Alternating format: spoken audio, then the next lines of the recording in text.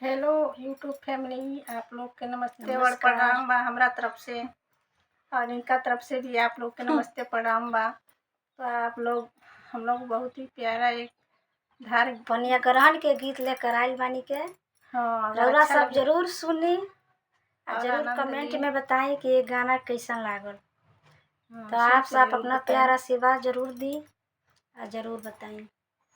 तो चलिए सवे सुनाओ थी, तो आप लोग जरूर सुनी और जरूर सुन के बताएं कमेंट बॉक्स में कि कैसा हमनी के लागल। गाना कैसन लागल। धर देव बिने भैया धरवा जानी टूटे हो। धर देव संदीप भैया धरवा जानी टूटे हो। धार टूटी जाई है बहिना छूटी जाई है, अरे जीती है सुंदर दुल्हा हो। धार टूटी जाई है बहिना छूटी जाई है, अरे जीती है सुंदर दुल्हा हो। धार देता है बहिनी धार देता हो, हाथवा मोरा कापेला हो। धार देता है बहिनी धार देता हो, हाथवा मोरा कापेला हो।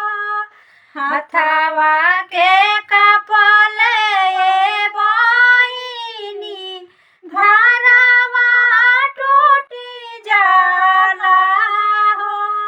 हाथवा के कपले बहिनी धारवा टूटी जाला हो। अरे अरे भैया निर्मोहिया तानी मम्मी के बोलाई देता हो।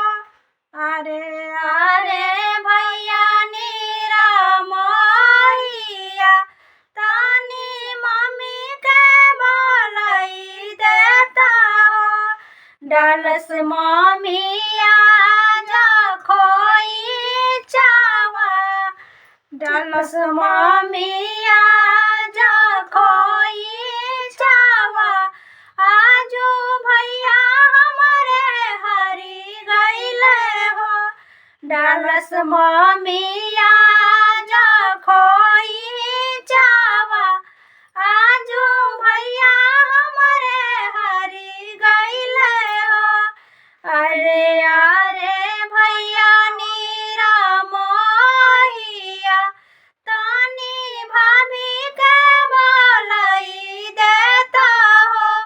अरे अरे भैया नीरा मोहिया तानी भाभी के बोलाई देता हो।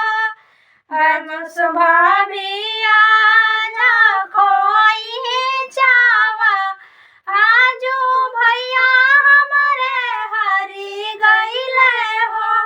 डालस भाभिया जा खोई चावा, आजू भैया हमारे हरी गईले हो। झर देता जानी